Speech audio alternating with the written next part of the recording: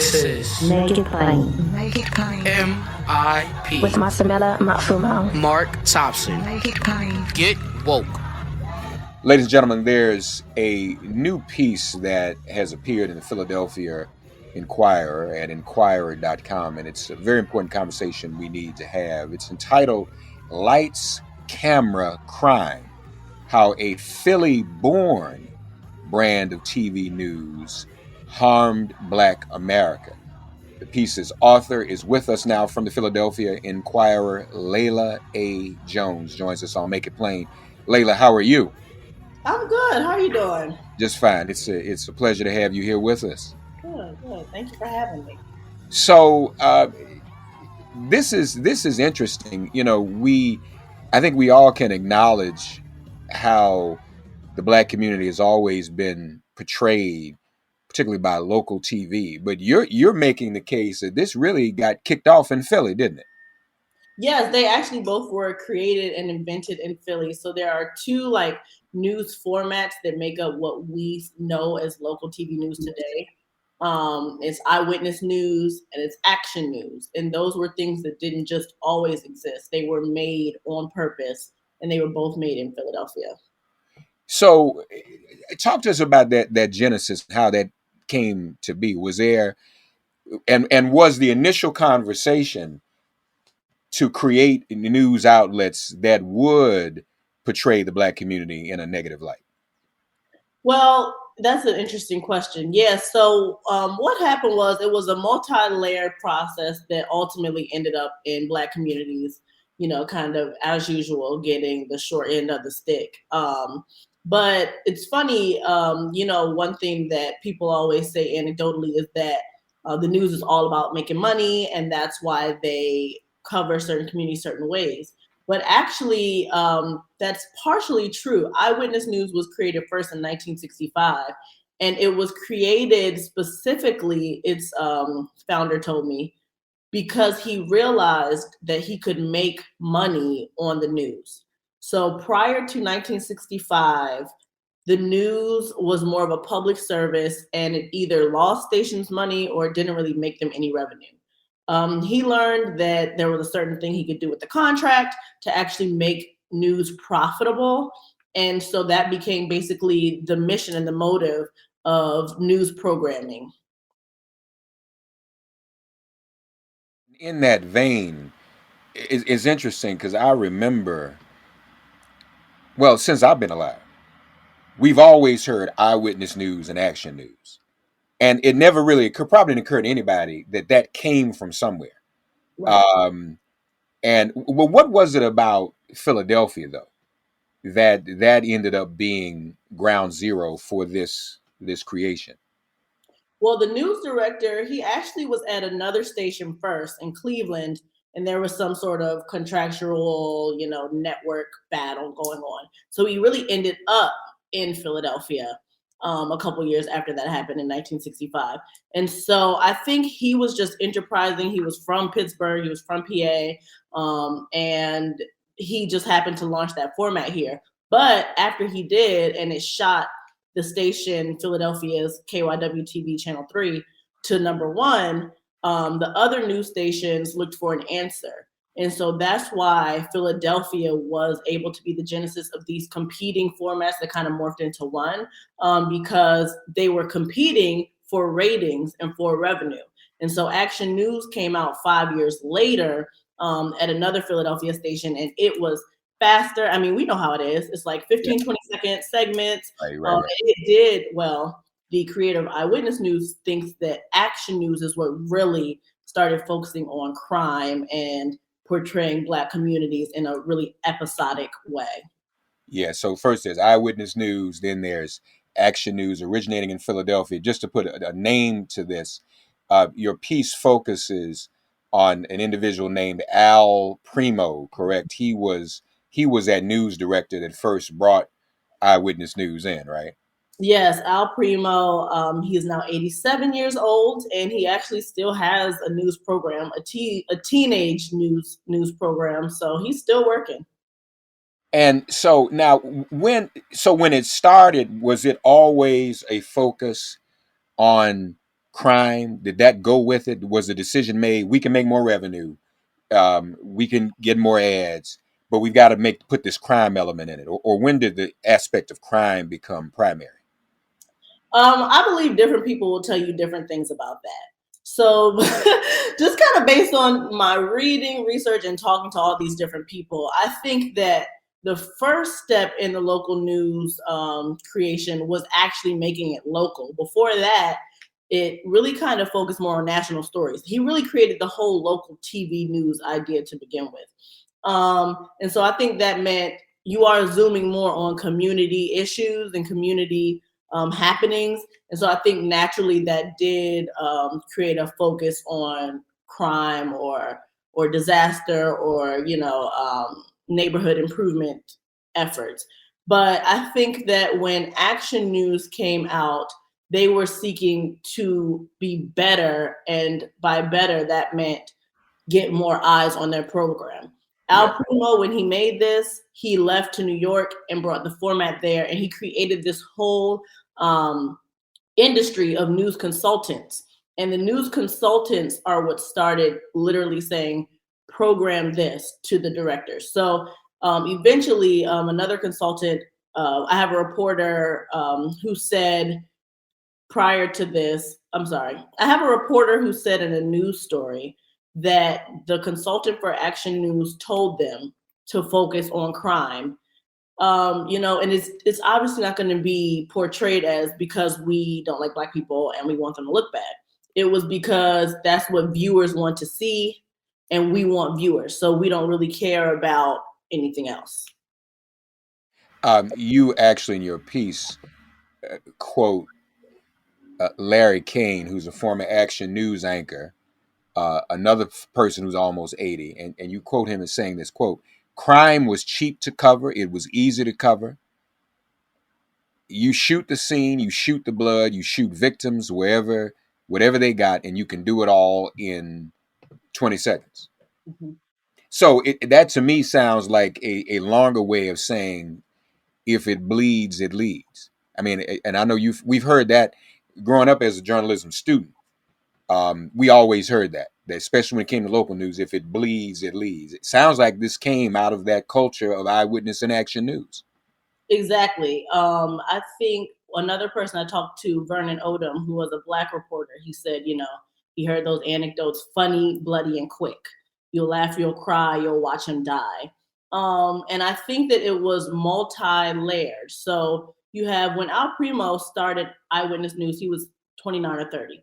You have this team of young people putting together this new thing at the behest of consultants and directors that you don't really know, and you're just trying to make money. So I think that there was a perfect storm of events that created a format that was, broadcast to the rest of the world, that really didn't take any care for Black communities. But at the same time, they did take care for the suburbs.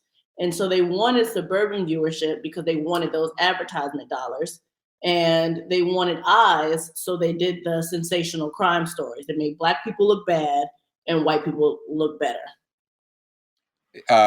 You mentioned one of these consultants, Frank Majid, who they call the news doctor. He was one of the people who encouraged focus on crime.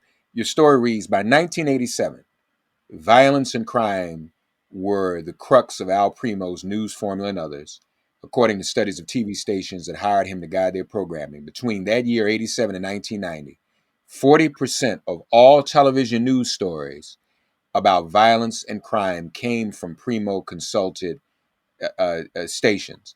So this has, I mean, we started out, folks, talking about what happened in the 60s, how it was created, but now we're in 1990 in the chronology, and it's really taken over and probably continue to focus on crime, and particularly crime in the Black community, probably continue to grow even after 1990, didn't it? Yes, actually, another researcher told me, he looked specifically at Philadelphia stations, but obviously suggested that it could apply to the rest of the country. That in 1998, there was the crime wave in the early 90s and the late 80s, and as people who make the news, you do have to tell certain stories. But it's the way and the lack of balance that local TV news told these stories that was the problem. So by 1998, that person said, the expert, that crime had fallen more than 40%, specifically violence in Philadelphia. But despite that change in violence, that improvement, the stories about crime and violence stayed the same. So it showed that the news was basically creating a narrative at this point that wasn't even true anymore. And what was their incentive? What was their reason? It was because they were looking for eyeballs, they were looking for money. And at this point, Eyewitness and Action News have become institutions. So we know that they're now difficult to change. And so obviously the different ways in which the Black and white community were covered had an impact on how the Black community is perceived, the stereotypes that exist about us as a community. Yeah. And then after a while, I mean, some of that even becomes internalized, doesn't it? I think definitely, because one woman I spoke with, her name is Purple Blackwell. She has her own radio station, a community-based one. She grew up in the area. She said, the news was making me scared of my own people. All you see are negative accounts of your own neighborhood. It instills fear. And then in addition to internalized fear of your own people, it also had potential policy implications, right? Because now you have people watching the news and forming their public opinions based on this unreal narrative about crime and about Black people. So they said there were studies that were done that showed people who watch local news are more likely to support policies that create mass incarceration. So longer sentences for things, the death penalty, and they were also more likely to identify criminals as Black, even if no race was mentioned. So there is links between local news and racial prejudice that has to do with mass incarceration policy because of how they cover crime in a way that's just not balanced. And you mentioned in your article, even when they do cover crime in the Black community in the most quasi-objective way, it's always on the front end. You mentioned these news stations don't return to follow up on any of the stories that they've initiated. It's just that original negative portrayal is out there. Whereas I would note, when it comes to other communities, stories are presented in such a way, Layla, to invoke empathy. And there's a term, I mean, you can Google it, folks. It's on Wikipedia, called MWWS, for example, missing white woman syndrome. White woman goes missing. We all have sympathy. Not that we shouldn't. Black woman goes missing, murder, harm, crime in the Black community. Oh, that's just what it is. Keep it moving. I mean, and when you don't invoke any type of empathy, you're not really presenting a story about humanity or really presenting a story about human beings, are you? Right. It's really not objective, like you used that word. It's really not objective because how can you treat one community completely differently and then treat the Black community in a different way? Obviously, you have certain standards that you know how to uphold when it comes to one group of people that suddenly don't apply when it comes to another. I think of in Philadelphia, obviously it's tragic when someone is shot and killed. That's never positive and it's always very difficult to cover. But there was a white young man who was shot and killed, and there were days and days of coverage about him as a person, who he was, what his hopes and dreams were. And in addition, his killer was apprehended. On the flip side, at the same time, I believe it was 3 young Black men were killed in that same period of time. And they didn't get the same profiles. They didn't get the same attention. So it was really laid bare how when people look differently, they're treated differently in the media. More MIP right after this.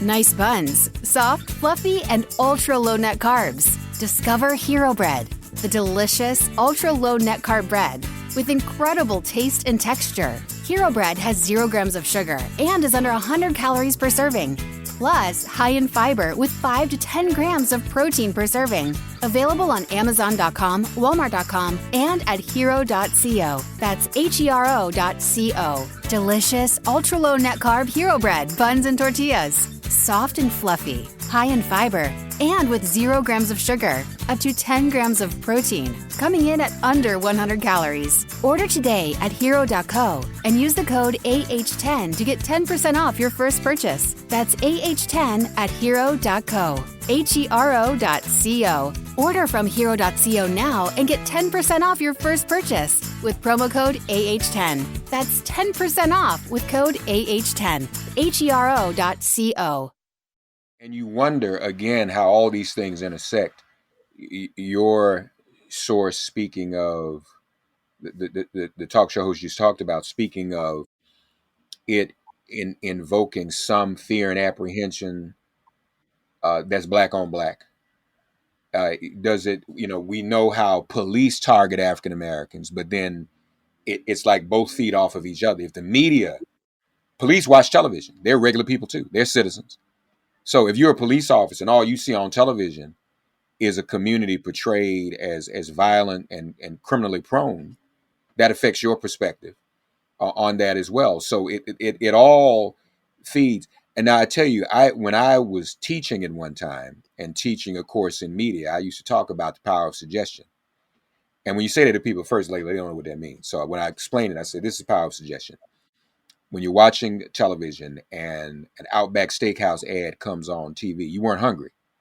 But as soon as that Outback Steakhouse comes on, you want something to eat. Or if you're listening to the radio, most people are listening to digital streaming platforms now. But it used to be, when you listen to the radio station played a song that you did not like. But the radio station kept playing it. And within 2 weeks, you start singing the song. That's the power of suggestion. So I used to say to people, that was at play. See, what you did was write the article I had been talking about, but you actually wrote an article and were articulate about it. I wasn't as articulate. I was too lazy to write about it. But what I was saying back then was same thing with the portrayal of black folk in television media, in news media. And every night, 6 o'clock news, 10 o'clock news, leading off with black people are criminals, black people are criminals, and if you every day, 6 o'clock, 10 o'clock, every single day, black people are criminals, black people are criminals, black people are criminals, black people are violent, black people are violent, black people are violent. It becomes reality to whites, to blacks, and then you get crime bills and all that kind of stuff, right? I mean, that was what was going on in the 80s and 90s, was it not? And then and I'll stop in a minute and let you respond, but do one other point. Let's stay in Philly for a minute. Philly had one of the most brutal mayors and police departments during that era. No good Frank Rizzo, right? So you think about it. When you look, what you're saying to us with your piece is that if this style of news reporting originated in Philly, then you can draw, I'm pretty sure, a direct line between that and the criminal behavior of the mayor and the police department toward black people in Philadelphia, if not around the country, during that particular span of time. Wow.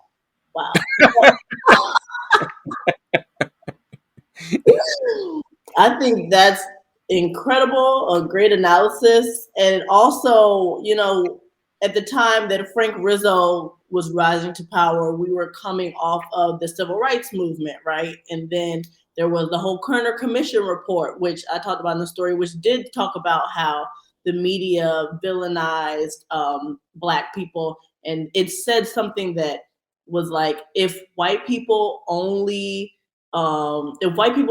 depiction of Black people was the media, they wouldn't be willing to accept them into society. Something along those lines, because of how badly Black people were portrayed. And so, I mean, basically, exactly. If you have people, it's proven that the media influences public opinion. Are police officers not members of the public? I wrote a story like years ago, how the media killed Michael Brown. And it was just about how, because of media depictions of Black young men in particular as brutal, as criminals. The police saw him and immediately saw a threat. They didn't get to see a human being. And just to stay in Philly for a minute, not to say too much. I mean, what happened in '85 with the bombing of that whole neighborhood? What helps people be able to do that, the move bombing, is when a certain community is portrayed in that way. Then you don't even think about, oh yeah, we can bomb that. We can just bomb these people. These just black folk. It wasn't just that they were moved. These were black people. And so blew up a whole neighborhood. Never before. Well, that hadn't happened. I shouldn't say never before happened in Tulsa. But the point is, this is what this does. So you've put this before us. Is this waning at all? Do we see any effort or way to address this or improve it or change this approach to news coverage? I think time will tell about that. So I think that there are individuals and maybe nonprofit organizations that are on purpose trying to change those narratives. And I touch on that, especially in Philadelphia. There are a bunch of organizations who are training journalists and reporters, who are surveying them. I was just surveyed by Resolve Philly today, who want to give resources so that reporters know how better to report on communities and to not just drop in, parachute, tell a story, leave, and never come back. I think when it comes to mass media, like the 6 ABC, the CBS 3, the Action Eyewitness News, we'll see if the things that they're implementing make a difference. For example, ABC rolled out race and culture reporters in 2021. So we'll see if it impacts things. But one thing I did want to say, addressing kind of what you spoke on before about the reality and how when the media breaks down what's real, it makes people be able to look at a community as if they're not human. One of the important things that I think the piece states and the experts told me was that, we do sometimes see white faces on TV and mugshots too. So, you don't want a white person to say, well, white people commit crime too, and they show that on TV. They do, but then they also show a block party, a festival full of white people. So you all get a balance that's not afforded. And it's not true, because in Black communities, we're also having block parties. We're also giving back to charity. We're doing all the same things, but those things aren't portrayed for us. So there's only one depiction, like you said. And to take it a step further, folks, let's think about it. That's one of the reasons why you had the success of shows like The Cosby Show. The Cosby Show was created as its original mission was to counter the negative portrayal that always existed about it. You could not turn on TV in the 80s and see really any positive imagery whatsoever of the African American community. This is not a commentary on Cosby's recent crimes. I'm talking about what we knew then. We only knew what we knew then. So what we knew was, and what everybody knew, was that there was nothing positive. So let's have a show of a Black family that's positive, that's not involved in crime.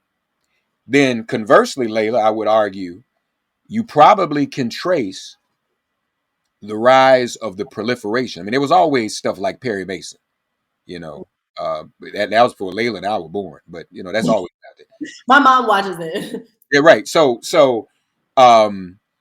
but the proliferation, how many different spinoffs of Law and Order have there been? And with that, the glorification and mystification of law enforcement against an ongoing criminal. Who decided that everybody wanted to see police shows and crime shows? There are more police and crime shows on television than any other genre of entertainment. All right. And I would hypothesize, I mean, we can't prove it. I bet if we did some more digging and research, you probably will, because you write for Philly and you all have the resources. I'm still too lazy. But if you did that, I bet you would find a correlation between this era you speak of and the advent of eyewitness and action and the crime piece and the proliferation we have today. You cannot turn on a network, Law and Order or Special Victims Union, or you even got, I didn't know I didn't know the Navy investigated crime, NCIS. Who knew that? So we got to watch that too. Can't just do a show about the Navy. Somebody said, we're not going to do a show about the Navy. Let's do a show about the Navy fighting crime. So, not fighting in wars. So I bet we can find some correlation there if we look for it. I think you're exactly right. And again, I didn't deep dive into non-news media, but people made that same point. They talked about the rise of fictional crime shows along with the rise of crime on news. And they said the same thing happens. It still influences people's opinion about crime and punishment. Folks, this is an incredible piece, and much of which it's one of those kind of pieces, when you read it, you'll say either, wow, I thought about that, or you'll say, oh yeah, I thought that's why that happened. It all makes sense. And what Layla has done is tie up a lot of these loose ends for us. This is why we're seeing what we're seeing. And this, I think, ought to be an advent of us doing something about it and fighting against it and trying to change these betrayals. Before we go, though, what's been have you got another? I mean, this is a big deal for this to be in the Philly Inquirer, by the way. I mean, you in folks' backyards. All right. So I'm sure you stepped on a couple toes locally. What has been the reaction to your piece? It's been surprisingly positive for the most part. People are saying things like what you just said, that, I thought about that, but I just wasn't sure, or this is what I always thought, but it's good to have proof. But also, some of the people who I spoke with for the piece, who were there at the beginning, reached out and they expressed, Mike Strug, for example, he was there to begin Action News, one of the pioneering reporters. And he said, you know what, times are changing. He said, you were presented a lot of information that even though I was there, I didn't realize that was happening. And, this is something that we should keep talking about. So it's been really encouraging. Everything has been positive, but for the most part, it's been really encouraging feedback, even from other media and older media personalities. Well, we appreciate that. This is a groundbreaking piece, folks, and a landmark piece. Please share it. You can go to Inquirer.com to check it out. We've shared it on our social media. We'll continue to do that. And if I get back in the classroom again, I now have an actual source other than me just running my mouth. I can say, this is Layla Jones' piece. I can source this and footnote it. This is how it's kicked off. And so we appreciate that. Layla Jones of the Philadelphia Inquirer. I always like to ask journalists like you, what's the next project you're working on? Okay, well, we're still going forward with the More Perfect Union project. It'll be over a succession of months. And so the next piece, Philly was home to the first hospital. I'm working on a story about medical racism. So we'll see what comes from that. Outstanding. And we will look for that as well. Layla Jones here with us on Make It Plain. Thank you, Layla. Thank you, Reverend Mark. Thanks for getting woke and listening to Make It Plain. As always, perform an act of kindness on behalf of an elder or young person. Write a letter to a sister or brother who just so happens to find her or himself incarcerated.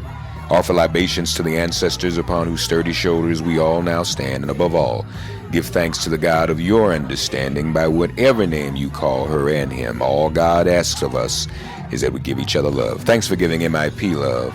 And please remember to subscribe and give us a 5-star rating. If all hearts and minds are clear, it has been made plain.